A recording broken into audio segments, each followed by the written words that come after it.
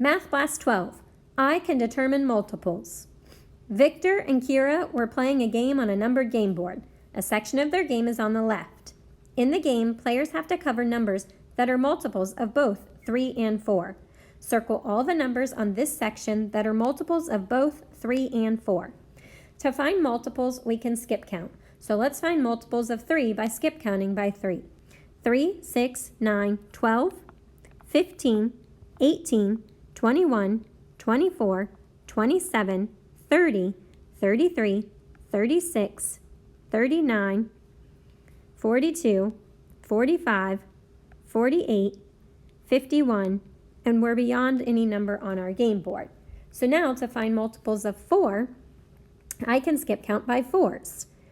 4, 8, 12, 16, 20, 24, 28, 32, 36, 40, 44, 48, 52.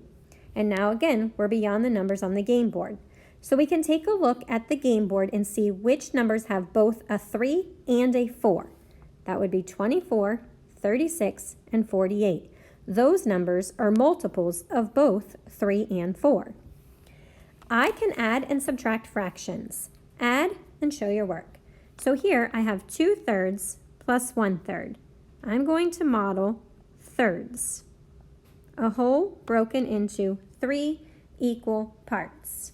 And I notice I'm going to make that look a little more equal because my middle box there was definitely smaller than the other boxes. Now it doesn't have to be perfect, but keep in mind when we're talking about fractions, the denominator tells me how many equal parts the whole is broken into. So we want to make it look pretty close. And I'm going to shade in 2/3.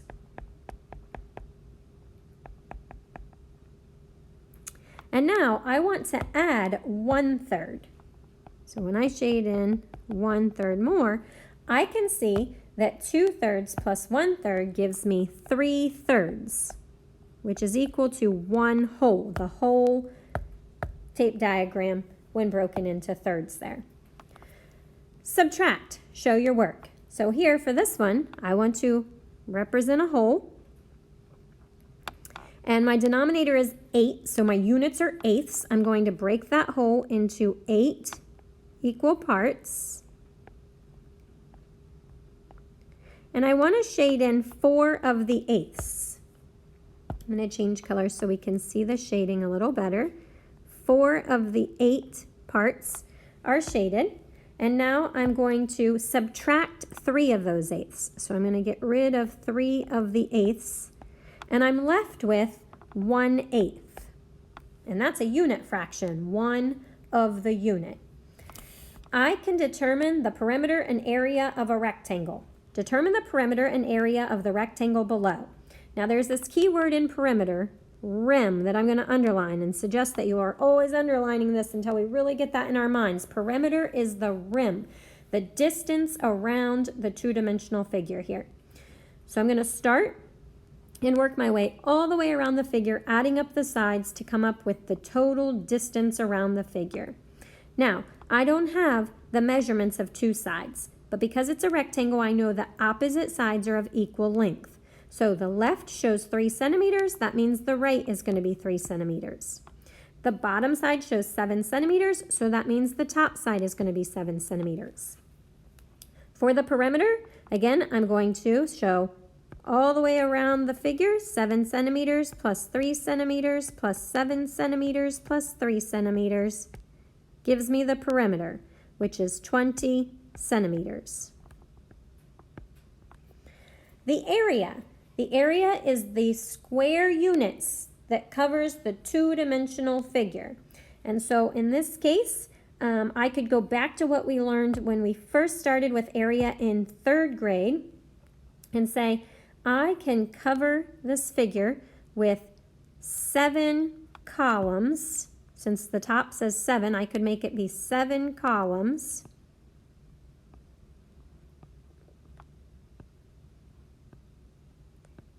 And 3 rows. And then I could count all the squares that make up the figure. But we then moved our understanding to know that counting all of those squares inside of the figure is the same thing as taking the length times the width on a rectangle. So the area is 3 centimeters times 7 centimeters, which is 21 square centimeters. And note that we can write that as 21 centimeters squared. This little exponent of 2 there means squared. All right, on the back side, I can interpret data in graphs, create graphs, bar, picture, or line plots. So here we have a picture graph, and it asks how many total Golden Delicious and McIntosh apples were sold or were in the store. Now, what's important on the picture graph is to really make sure we look at the key at the bottom of the graph right here. The apple is equal to 10 apples. So each picture of the apple is 10 apples. And I see some half apples in there. So half of 10 would be 5, making each of those half apples worth 5. Variety of apples in a food store is the title of the graph. And I can see all the different kinds. So the question is saying how many total Golden Delicious. Let's look at Golden Delicious. I have 10, 10, and 5. So 15 Golden Delicious apples. And let's look at McIntosh apples. I have 10 and 10. So 20. Whoops. Golden Delicious, I made a little mistake there. It's 10, 10, and 5, so it was 25. And McIntosh was 10 and 10, so it's 20. How many total Golden Delicious and McIntosh? We're going to add those together then. 25 plus 20 is 45 Golden Delicious and McIntosh apples all together. For the line plot, pieces of licorice were measured to the nearest eighth of an inch. The measurements are listed below. Make a line plot representing the data. So I can see that my measurements are in between 1 and 2. There's nothing smaller than a 1, nothing greater than a 2, and the units are in eighths. So I want to break this whole from 1 to 2 into 8 equal parts. That would be 4 equal parts. And now I have 8 equal parts in the whole. And so 1 is 8/8.